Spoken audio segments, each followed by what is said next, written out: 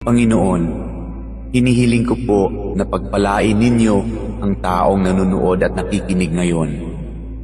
Pagkalooban niyo po siya ng mabuting kalusugan. Bigyang tugon ang kanyang mga panalangin ayon sa inyong kalooban. Loobin niyo po na magkaroon ng agarang solusyon ang problemang kanyang kinakaharap, lalo na ang problemang pinansyal at problema sa kanyang karelasyon at mga kaibigan. Ilayo niyo po siya sa tukso ng kasalanan at lahat na uri ng kapahamakan.